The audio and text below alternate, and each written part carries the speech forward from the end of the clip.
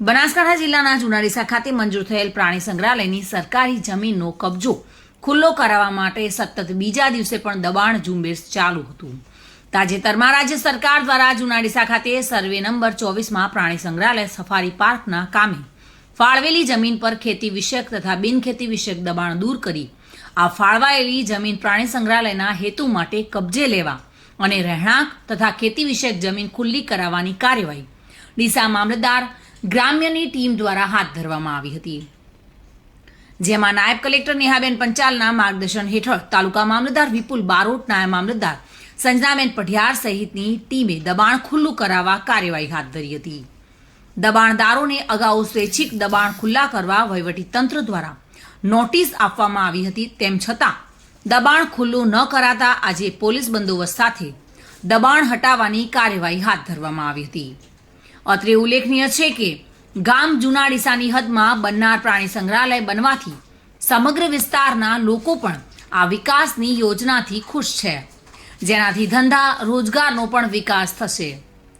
ખૂબ જ દબાણદારો પણ રાજી ખુશીથી પોતાનું દબાણ ખુલ્લું કરવા માટે વહીવટીતંત્રને સહકાર આપી રહ્યા છે. જુનાડીસાની અંદર સરકારી સર્વે નંબર 24ની અંદર જે પ્રાણી સંગ્રહાલયની અંદર જે જમીન ફાળવણી કરવામાં આવેલ છે કલેક્ટર સાહેબ મારફતે, એની અંદર પ્રાથમિક દ્રષ્ટિએ બધા દબાણો દૂર કરવા માટેની કાર્યવાહી કરવાની ચાલુ કરી દીધી છે.